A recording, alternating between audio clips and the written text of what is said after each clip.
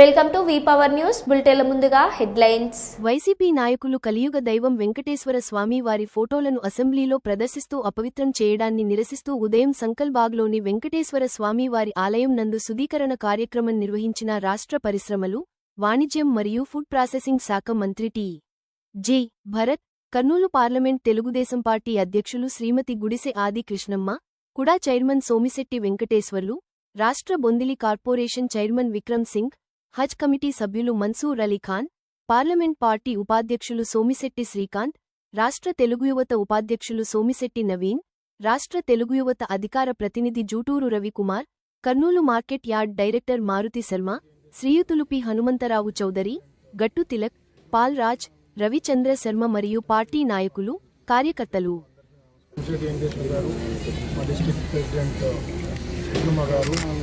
చేసిన Telugu Desam party leaders అందరికీ నమస్కారాలు. ప్రెస్ సోదరులకు ముఖ్యంగా ఈ సబ్జెక్ట్ తీసుకుంటే కొన్ని వీక్స్ నుంచి వాళ్ళు అలా జరిగిండేది వాస్తవం, కల్తీ జరిగిండేది వాస్తవం, అది జరగలే అని చెప్పి వాళ్ళు ఏదో ట్రై చేస్తూనే ఉన్నారు. ప్రతిసారి వాళ్ళకి సెట్ బ్యాక్ అవుతాం. నేను ఎప్పుడు చెప్తా, దేవునితో అది వెంకటేశ్వర స్వామితో పెట్టుకుంటే ఎవ్వరు కూడా బతికిన వాళ్ళు లేరండి. ఇది వాస్తవం. నేను సింపుల్ యాక్చువల్గా ఈ సబ్జెక్ట్ క్లోజర్ ఎట్లా చేయొచ్చు అంటే, సింపుల్గా జగన్మోహన్ రెడ్డి వచ్చి తప్పైందని చెప్పి గుడికి పోయి తిరుమలకి పోయి తప్పైంది మా పీరియడ్లో, నాకు తెలియదు, ఇది కింద వాళ్ళలో జరిగింది అని చెప్పి చెప్పుకుంటే అక్కడికి అయిపోయేది సబ్జెక్ట్. ఆయనకి ఏదో కొద్ది సింపతి అన్న వచ్చేది.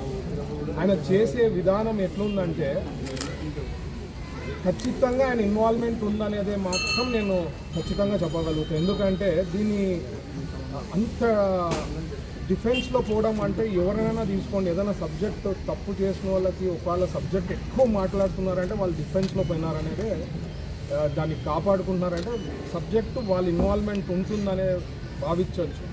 సో ఖచ్చితంగా నిన్న జరిగిండే చాలా చాలా చాలా బాధాకరం. అది చెప్పులు వేసుకొని వెంకటేశ్వర స్వామిది పట్టాలు తీసుకొని కౌన్సిల్లో రావడము, లాస్ట్ 4 days నుంచి కౌన్సిల్ని జరగకపోవడము, అసలు ఎన్ని సబ్జెక్ట్స్ ఇంపార్టెంట్ సబ్జెక్ట్స్ ఉన్నాయండి.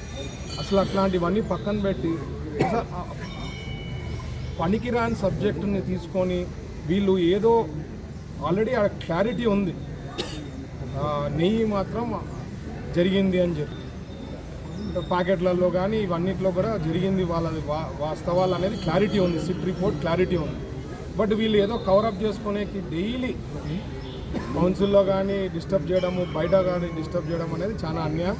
ఖచ్చితంగా దేవుడు శిక్ష ఇస్తాడు వీళ్ళకి. ఆల్రెడీ నేను చెప్తున్నా కదా, వాళ్ళు డిఫెన్స్లో పన్నారు అంటే వాళ్ళు ఖచ్చితంగా ఇన్వాల్వ్మెంట్ జగన్మోహన్ రెడ్డి గారు ఉన్నారనే ఉద్దేశంతోనే అంత అగ్రెసివ్గా దాన్ని ఏదో ప్రమోట్ చేయాలని చూస్తున్నారు. దేవుడు మాత్రం శిక్షిస్తాడు ఈరోజు కూడా. అందుకనే నిన్న జరిగిన వెంటనే ఈరోజు మా ముఖ్యమంత్రి గారు శుద్ధి చేయాలా, దేవుని మొక్కొని రావాలని చెప్పి ఉద్దేశంతో అక్కడ చంద్రబాబు గారు పోవడము, వినుకొండలో టెంపుల్కి పోవడము, ఇక్కడ కూడా మా కార్యకర్తలు, పెద్దలు, లీడర్స్ అందరు కూడా వచ్చి దేవుని మొక్కొని ఇప్పటికన్నా వాళ్ళకి బుద్ధి తేవాలా దేవుణ్ణి ప్రార్థించున్నాము. సో ఖచ్చితంగా ఇప్పటి నుంచన్నా వాళ్ళు చేంజ్ అవుతారనేది అయితే నేను భావిస్తున్నాను. ఎందుకంటే ఈ రకంగా అయితే పోతున్నారంటే హిందూస్ అందరూ కూడా already not only in Andhra Pradesh and total all over world they are feeling ఏమి ఈ రకంగా బిహేవియర్ అనేది. వాళ్ళకి ఐ థింక్ అడ్వైజ్ ఇచ్చేవాళ్ళు సంథింగ్ రాంగ్ ఉన్నారు. వాళ్ళకి జగన్మోహన్ రెడ్డికి ఇచ్చే అడ్వైజు చాలా తప్పుగా ఇస్తున్నారు అడ్వైజ్. ఆయన అర్థం చేసుకోవడం, గ్రౌండ్ రియాలిటీ అర్థం చేసుకోవాలి. అందుకనే దేవుడు 2 నామాలు పెట్టారు మొన్న 2024లో. ఇట్లే కంటిన్యూ అయితే సింగిల్ డిజిట్కి అవుతారు. సో దేవుణ్ణి ఇప్పుడన్నా వీళ్ళ బుద్ధులు మారాలనేదే నేను ప్రార్థించుకున్నా. ఈరోజు కూడా అట్లీస్ట్ ఫ్యూచర్ అన్నా మారుతారని అయితే భావిస్తున్నాను. Thank you.